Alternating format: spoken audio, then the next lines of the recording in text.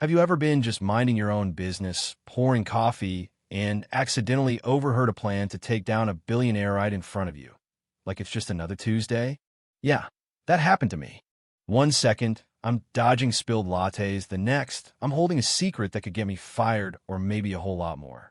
I'm Lena, and for most of my adult life, I've been a waitress at this fancy spot called Cafe Bellagio.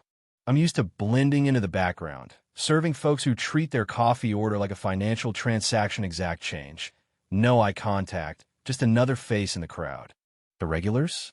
Mostly people with more money than I'll ever see. They wore their wealth like cologne expensive and a little suffocating. But you know what? You learn to read people fast in this job. Some folks are friendly, some are all business, and a few, well, let's just say you get a sense for trouble. That morning was chaos, as usual.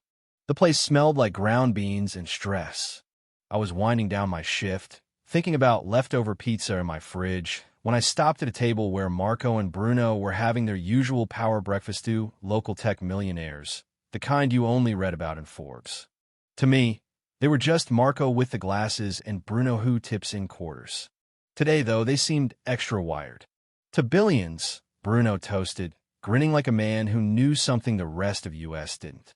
Marco echoed him, lifting his glass, and I had to bite back a smirk. God, rich people and their rituals, right?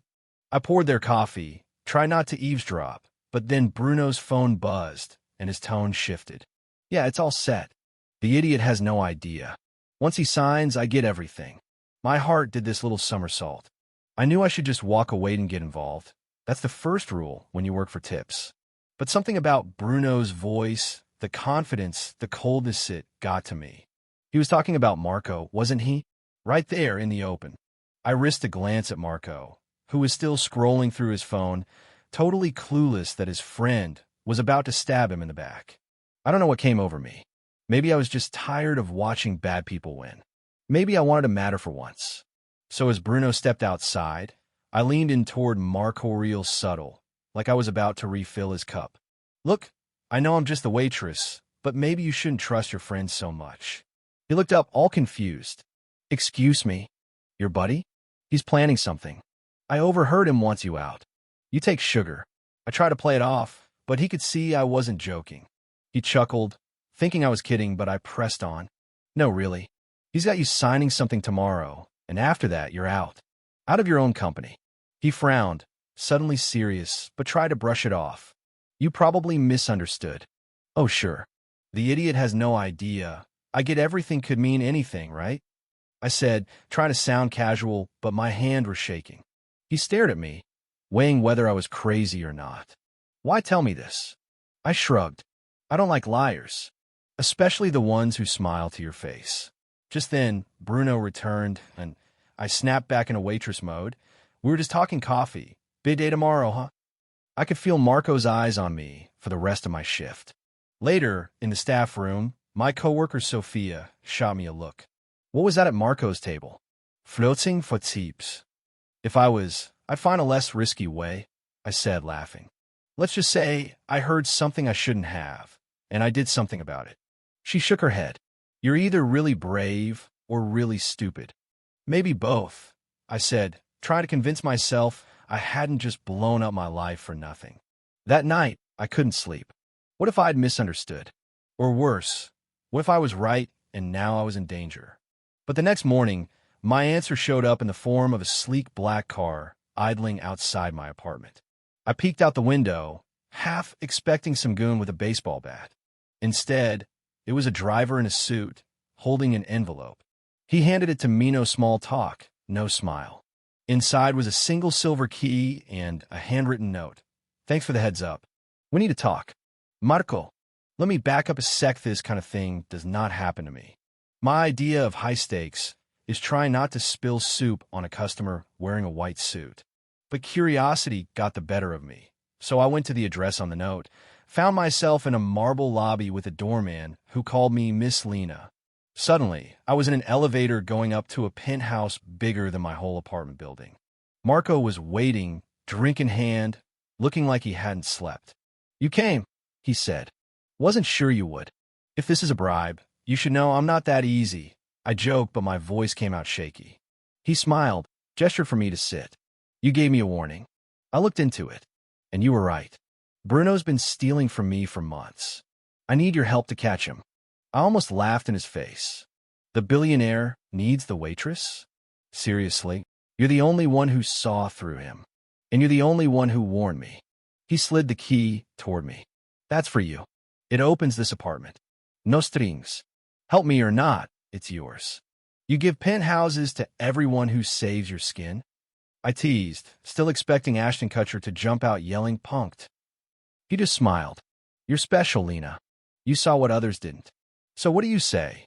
I stared at the key. This was nuts, but what was my alternative to go back to pouring coffee for crooks? All right, what do you need me to do? Marco's plan was straight out of a movie. He wanted me to plant a recording device in the boardroom to catch Bruno in the act. You'll blend, anybody notices the help, he said, which stung a little but wasn't wrong. So the next day, I'm in Argo's tech, fake visitor's badge, nerves on fire. I met Raul, Marco's investigator, tough-looking guy, scar over one eye, definitely not the barista type.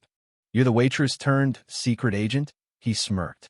I prefer elite security consultant. I shot back. He handed me the recorder. Just get this under the table in the boardroom.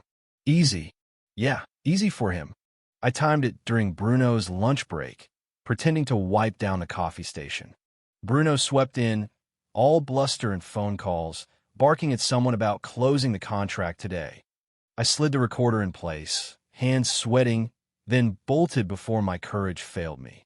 That night, Marco, Raul, and I met in the penthouse. Raul played back the audio, Bruno's voice clear as day. When he signs, I take over everything. Even Marco looked sick. I really trusted him, he muttered. But the plan wasn't done. The real twist was coming. Tomorrow, Bruno will try to make me sign the contract, Marco said. But this time, he'll be signing his own confession. I grinned finally, something fun. The next morning, I watched from the sidelines as Bruno strode into the glass conference room, briefcase swinging, confident as ever. He laid out the paperwork, smiling, and Marco played along cool as ice, signing on the dotted line. Bruno grabbed the folder, barely containing his glee. But then I piped up, couldn't help myself. Hey, Bruno, what do you think the police will say about your business choices? He froze. The door swung open. Raul, flanked by two officers. Bruno Costa, you're under arrest for fraud and embezzlement. Bruno's face drained of color. Marco, this is a mistake. We're friends. Marco met his gaze. Friends don't steal from friends, Bruno. As the police led him out, still shouting, I turned to Marco. So, does this mean I get free coffee for life? He laughed and handed me another envelope this time, a job offer. Director of Corporate Security. I blinked. I went from waitress to spy to head of security for $1 billion company? You sure you want me? He grinned. You're exactly who I want, Lena. You see things most people don't.